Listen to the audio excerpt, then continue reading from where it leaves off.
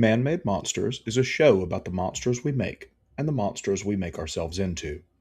It contains content related to fictional characters that it makes no claim to owning or creating, as well as content related to historical figures based on historical evidence, field-relevant scholarship, and primary source data.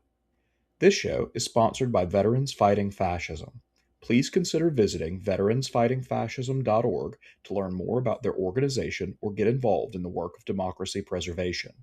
The show is also made possible by viewers like you, especially those kind enough to leave a review, like it on the platform you're using, and share it with friends. George Lucas was clear in multiple interviews following the release of A New Hope that the Death Star was inspired by the threat of nuclear war. The omnipresent weight of total annihilation waxed and waned throughout the Cold War, but Lucas and his original audience would have remembered the closest calls of the era. The Cuban Missile Crisis was the closest humanity had ever come to wiping itself off the planet, and the annihilation would have happened fast. Were a red line crossed, a stray shot fired, or a radar detector misread, then one power or the other would have exhausted its vault of nuclear weapons.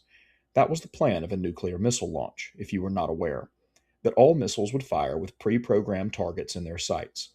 Redundancy failsafes were in place to ensure, no matter what, all missiles fired once the firing process began. This raw terror manifested in the Death Star, a machine that was only slightly more daunting than the process of nuclear violence that was in place in our real world. It also shows us that Lucas was drawing on inspiration beyond World War II to build up his setting. Despite not being a direct, intentional parallel to Nazism or Hitler, the Death Star does bear a striking resemblance in construction and outcome to a superweapon that Germany was developing and would deploy to dominate Europe. The Blitz was hypermodern, designed around rapid strikes by armored infantry, tanks, and aircraft that could overwhelm weak points in enemy defenses, then flood the broken section of a defensive line and envelop it on either side. Moreover, the mass deployment of bomber aircraft over industrial centers and population hubs would sow terror, devastate economies, and cripple production output, such that the defender couldn't wage its losing war for very long. It was a solution to the dreaded trench warfare that was so costly to the Germans in World War I, and it was one that destroyed cities just as well as the Death Star destroyed Alderaan. Hitler's Death Star would not be a singular weapon, but its construction and purpose would follow a similar path. The numerous new laws to protect racial hygiene, combat crime and unemployment, and force cultural coordination by terror allowed the secret police to arrest vast numbers of Germans that would be sent to work in SS concentration camps. These slaves would supplement the budget of the SS and vastly expand the camp system, which itself would be reorganized into a machine of labor and death once the Second World War began. Where the production of the Death Star by Palpatine was a deliberate plot underway since at least the beginning of the Clone Wars, the Blitz arose almost accidentally and was the end result of a variety of systems harmonizing together without a substantial amount of forethought. First, the Prussian officer class that made up the bulk of the German high command was terrified of a protracted positional war, like so many of them remembered from World War I. They understood the reality of the German military situation better than Hitler ever did, and it was a reality that bore a grim picture to compare the dictator's fantasies against. Germany suffered massive population loss during the Great War, losses the officer corps feared the country could not survive a second time. Moreover, the country was surrounded by its future enemies, all of whom would be wary of them and better prepared for war against them than they were at the outset of World War I. The solution these officers adopted was one of tactics and technology, hoping to maximize the restored production of German industry to construct a highly mobile, mechanized army capable of outmaneuvering the onset of trench warfare before it could begin again. The new Panzer line of tanks were faster and better armed than their lumbering World War I counterparts, and the mass production of these tanks in secret would allow the German army to offset the smallness of its professional army with mobility. The tanks alone were not enough to accomplish this, however. Alongside them, half-tracks would deploy to rapidly move men across the battlefield. These machines were a novel combination of wheeled and tracked troop transports that made them more viable on difficult terrain, and allowed them to bear the weight of an armored chassis and mounted machine gun to provide protection and fire support to the soldiers they carried. Men like Erwin Rommel saw incredible potential in this combined arms, rapid approach to warfare that many of the officers of his day didn't. The understood wisdom of ground war was that infantry were the backbone of any attack, and that armor existed only to support their maneuvers. Rommel thought differently, and wanted to use tanks as the spear tip of any attack while the infantry played a supporting role. Rapid developments in aircraft technology gave rise to new thinking about the role airplanes would play on the modern battlefield as well. In the Great War, planes were unreliable, dangerous things. Their poor protection, limited accuracy, and vulnerability to weather conditions hampered them in World War I. But new advances in engine design and aerodynamics had overcome these weaknesses. New aircraft, like the Stuka dive bomber, could fly at higher altitudes, carry more munitions, were less vulnerable to weather conditions, and, most importantly, were more precise in their aim. Strategic thinking in general around aircraft, particularly bombers, had dominated the conversations of military leaders worldwide in the interwar years, giving rise to new wisdom about what bombers were good for and how they ought to be deployed. Namely, that waves of bombers could target population centers to cripple industrial capacity and devastate civilian morale before any troops clashed on the battlefield. The results of this thinking were already being tested in the Spanish Civil War well before Hitler launched into Poland, and the results were striking. Incredible enemy casualties could be dealt from the air, alongside a level of material destruction that had never been seen before. The burned out husks of Spanish cities visited by bombers stood as a grim testament to what air power could do in a modern setting. This concept of strategic bombardment is our first clear parallel between the Blitz and the Death Star.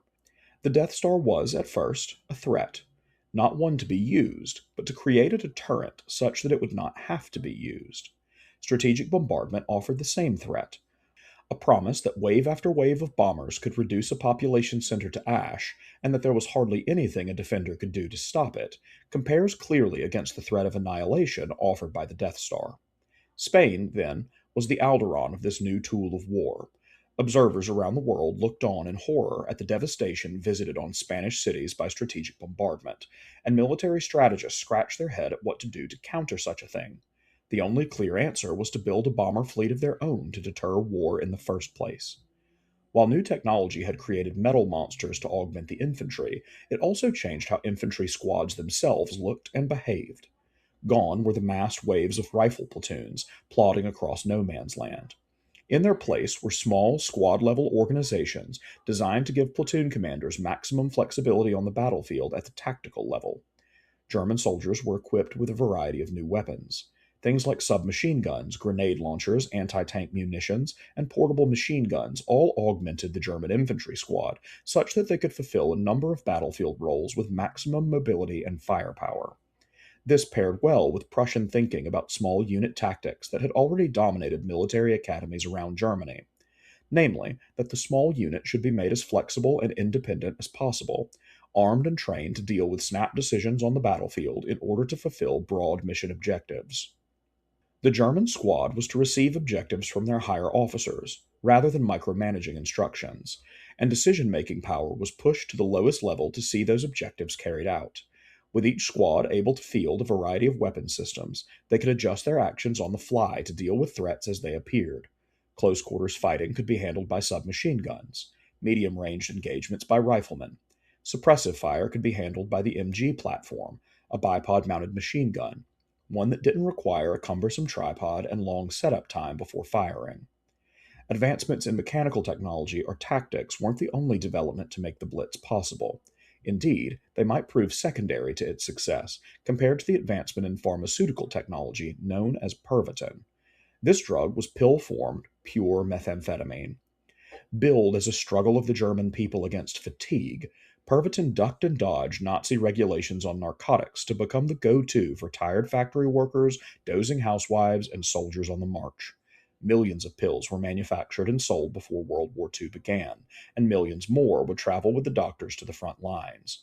The rollout to the Army was largely uncontrolled, with doctors offering the little vials of pills to Army units with minimal oversight, save for a recommendation that they not take more than 4 in a 24-hour period.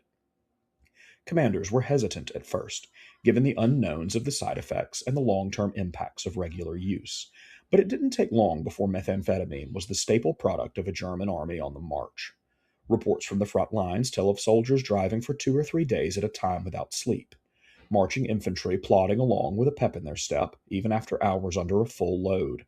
Pilots could be sharper, more focused for longer missions.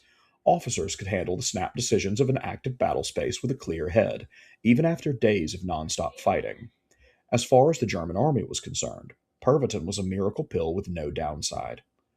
On the home front, Pervitin was just as important to the facilitation of the Blitz as it was on the battlefield. Factory workers became more tolerant of the accelerated pace of industry as their country mobilized for war. This was essential, as the Blitzkrieg would demand an industrial capacity capable of handling its rapid deployments and constant need for new tanks and aircraft. The German people geeked themselves out on high octane meth on and off the battlefield to make Hitler's Death Star ready to fire. All of these factors contributing to the Blitz were assembled separately from each other, with no coherent plan other than the need to mobilize a massive armed force to conquer Poland. What Hitler expected was a rapid occupation to the east, followed by the same blithering response from the west.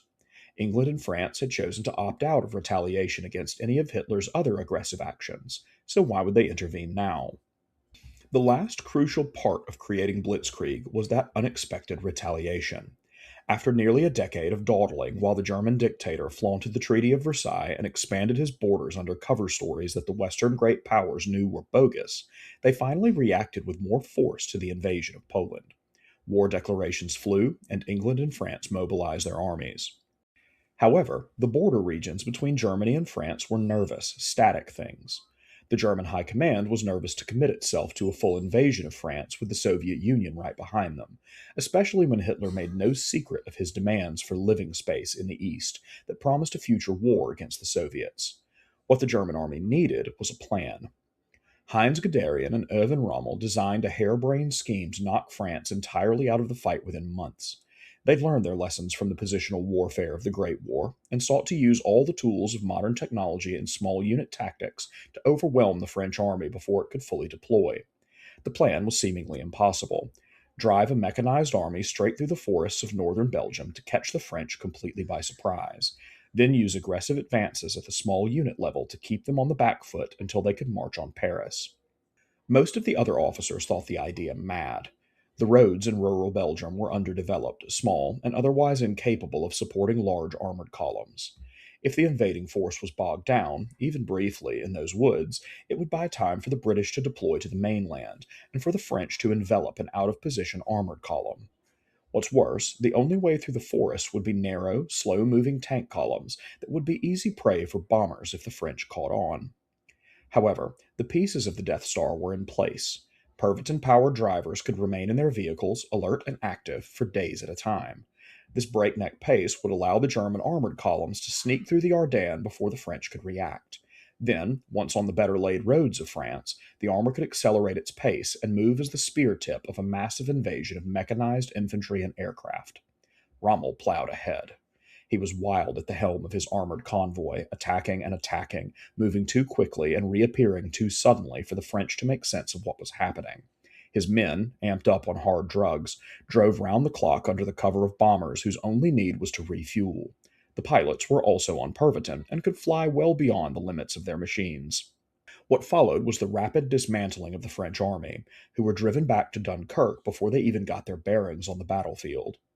It was here where Hitler's narcissistic obsessions undermined his deployment of the Death Star, even as it was about to grant him ultimate victory over the continental powers of Europe. Hitler ordered his generals to halt, furious at Rommel and Guderian for leading attacks without his approval. Hitler imagined himself as a master of military strategy, and his paranoia of betrayal by his officers was on full display even as they handed him victory. His halt order was not for any practical reason, but to remind the Prussian officer corps that he was still the supreme commander of armed forces. Palpatine would blush at such foolishness. The order bought the British time to conduct a miracle at Dunkirk, evacuating hundreds of thousands of Allied soldiers to fight another day. This saved the war in Europe and drew the adoration of the world. However, Hitler's Death Star was now complete. Rapid deployment of men and machines, augmented by methamphetamine and supported by a totalized industrial base at home, was capable of knocking great powers out of their own countries in a matter of weeks.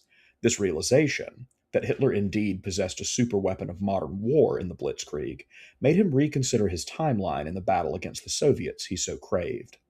With the ground war in Western Europe functionally over, and England's mainland impervious to ground assault thanks to the valiant effort of the Royal Air Force, a frustrated Hitler sought to test the power of a fully operational battle station against a more worthy foe. Operation Barbarossa would be the ultimate test of the Blitz, just as the destruction of Alderaan was the ultimate test of the Death Star. Barbarossa would amplify the scale and severity of the Blitzkrieg to previously unimaginable levels. An army of 3 million men and machines, the largest ever assembled, would march across the Soviet border in 1941. The success of the Blitz in the West emboldened German commanders, and Hitler's mania in taking credit for it meant that he was the one ordering it this time.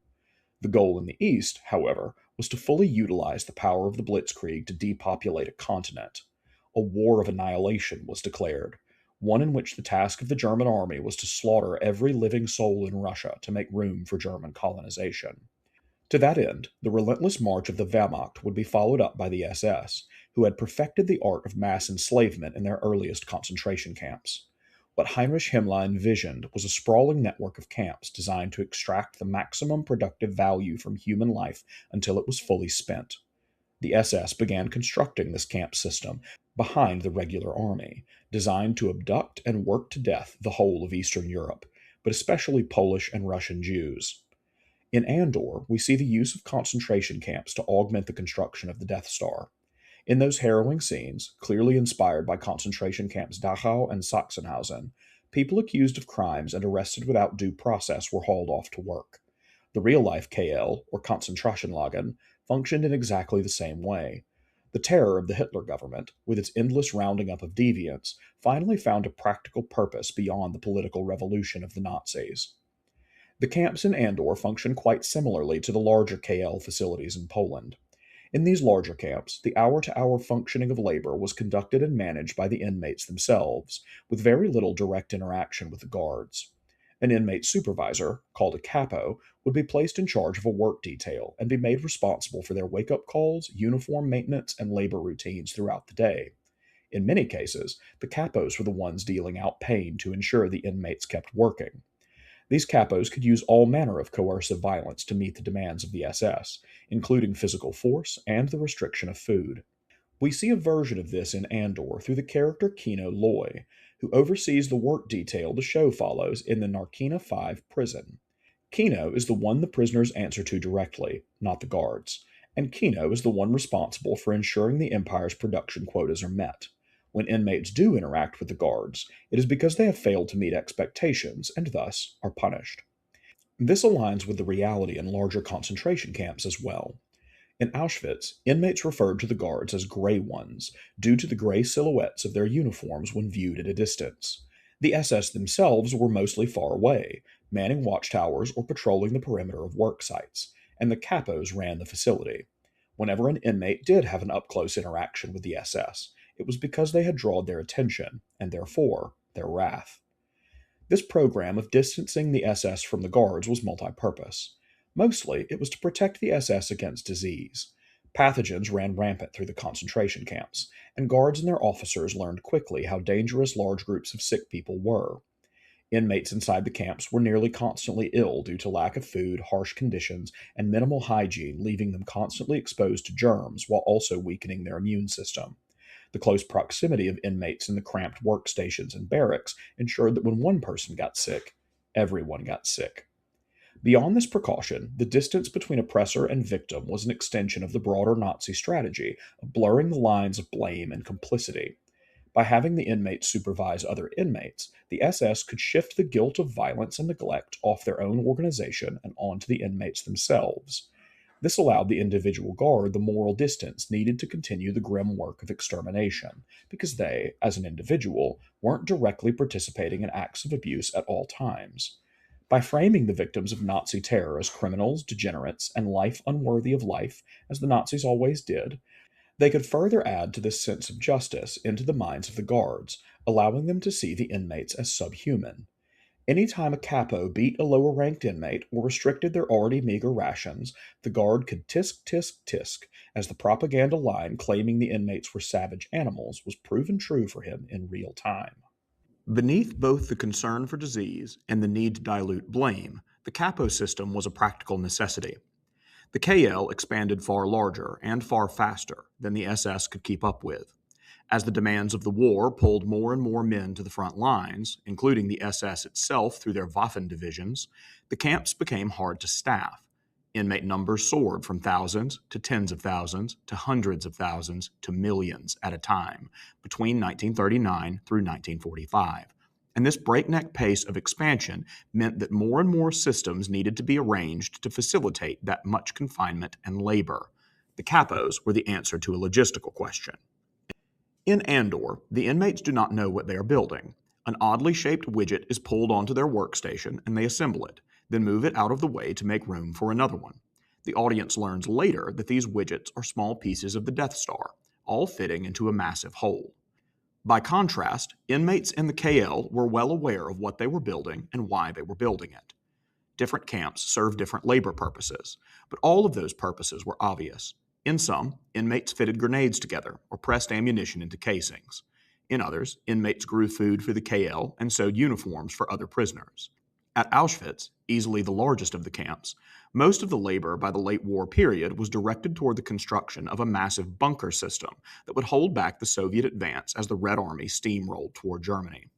Slave labor in the camps also augmented the production demands of industrial Germany. Shoemakers could rent inmate labor to test their new products, as they did at Sachsenhausen outside of Berlin. Medical doctors could use the inmates as testing dummies for medicine or surgeries. Inmate corpses were purchased by research labs to gather data on anatomy. Factories could conscript squadrons of inmates to supplement their workforce if they were short-staffed. The lives, and indeed the deaths, of KL victims were fully absorbed into the Nazi economy. There is a glaring difference between the real-world KL and its parallel in Star Wars, and that is the conditions under which the labor was conducted. In Star Wars, the inmates are fed a bottomless diet of nutrient paste to keep them fit and strong, and the physical punishment of the electrified floor is designed to cause pain, but not to kill.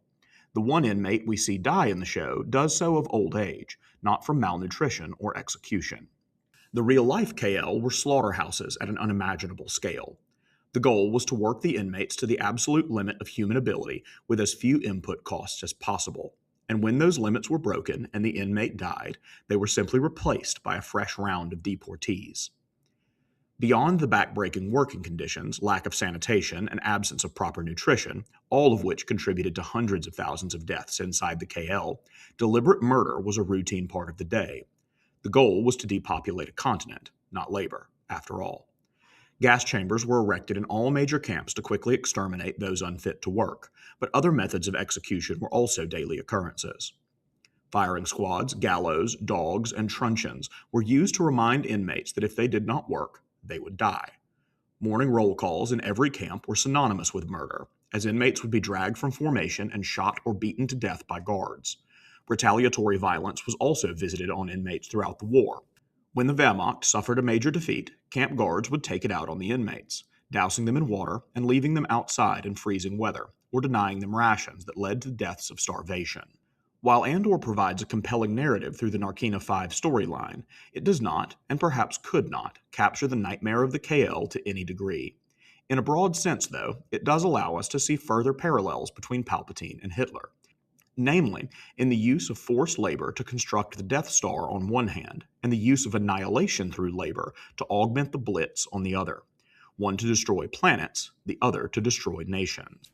The greatest parallel, however, is not in the destructive power or construction method between the Blitz and the Death Star, but in the consequences of its failure. The Blitz was a monstrously expensive thing in manpower and machinery, and while effective against countries who had small land masses or unprepared armies, it was wholly inadequate to deal with the Soviet Union. Just as a simple proton torpedo into a weak spot killed the Death Star, a simple military tactic that had been used for decades killed the Blitz. The Red Army practiced defense in depth to counter it. This strategy involved the positioning of a wide, layered front with multiple strong points spread across a battle space, such that no matter where the enemy attacks, the defender can collapse down on them. It requires a lot of space and a lot of manpower to pull off, but these are both things the Red Army had in spades. When the Blitz crashed into Russia in 1941, it was initially successful. Major population centers fell, dozens of miles of Soviet land was gobbled up, and millions of people were deported to the KL to keep the Blitz rolling. However, these rapid advances overextended Nazi supply lines and made them increasingly reliant on railroads to haul large quantities of food, ammunition, and specialized parts for their myriad of different vehicles. These rail lines wove through remote Russian countryside and forests, often far away from population centers where the Nazis could garrison against the bitter cold. These rail lines were subsequently picked apart by partisan fighters, or by Red Army night witches, who could fly below radar detection and drop their payloads. This forced the Nazis to spread thin to hold occupied territory and prevent partisan action, which crippled the main advantage of the Blitz: massive numbers of soldiers moving at speed and on it. A frigid winter hit the Russian countryside, one the Germans were underprepared for. Muddy roads froze solid and oil froze in engines. The wide, icy front forced the Nazis to contend with being spread out and immobile, and left them open to counterattack. Their last play was to seize the oil fields in the Caucasus and the industrial city of Stalingrad at the same time, hopefully reinvigorating the Blitz while simultaneously draining the Soviet Union of badly needed fuel and machines. However, the strategic justifications for the massive gamble of splitting the advance into two formations to take two objectives at once were likely just a cover for the mania of the Führer. Hitler's deep paranoia that his officers were on the verge of turning against him, that everyone not absolutely loyal to him was an enemy in disguise, was only mounting as the Eastern Front dragged on without victory. He saw himself as a master strategist, one who could win the day by will alone. His orders to divide his forces and march on two targets at once was likely a consequence of his own megalomania, just as it was a strategic choice. What followed was a military disaster for the Wehrmacht. Stalingrad was the bloodiest battle in military history, resulting in over 2 million total casualties. Hitler's defeat there was the end of the Blitz, and in the long term, the end of his rule. The Red Army propagandized the victory heavily, and used it as fuel for their war machine to set their army on the offensive. When the Blitz was beaten, Hitler had no other tricks. He had known the one method: increase terror and brutality, make it faster and worse, and when that was no longer possible, he had no other options.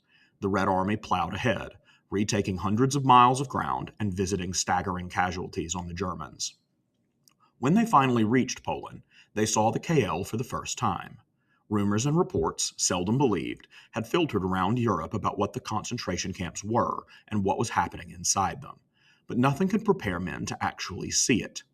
What's more, while Jews were the largest group of victims of the KL, Red Army prisoners of war were the second largest. Beyond the camps, SS death squads roamed the Russian and Polish countryside, slaughtering whole towns and villages, then dumping the remains in mass graves.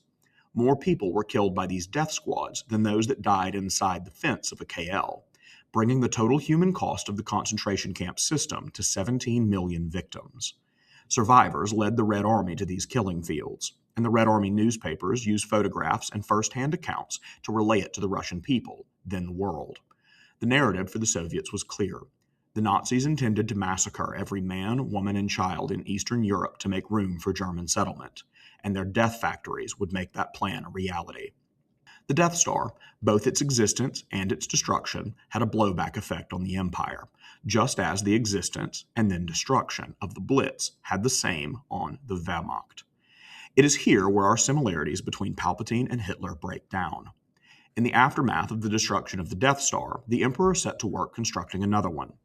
It was not an option for a Nazi state in its death throes, beset by the Russian sledgehammer in the east and now the American giant in the west.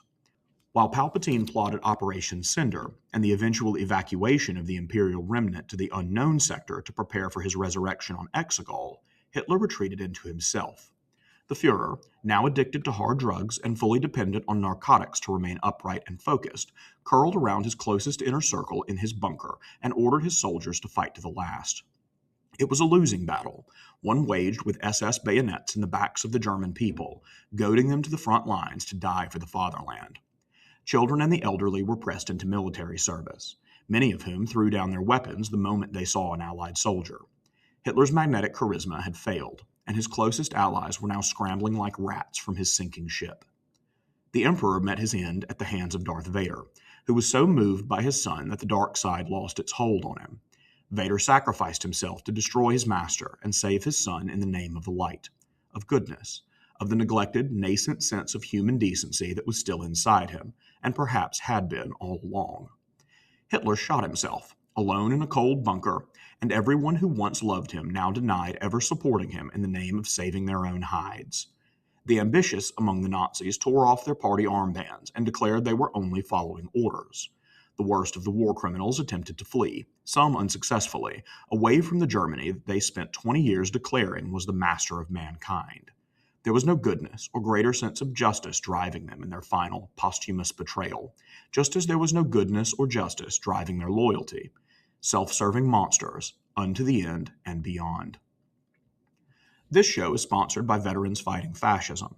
Please consider visiting veteransfightingfascism.org to learn more about their organization or to get involved in the work of democracy preservation. The show is also made possible by viewers like you, especially those kind enough to leave a review, like it on the platform you're using, and share it with your friends.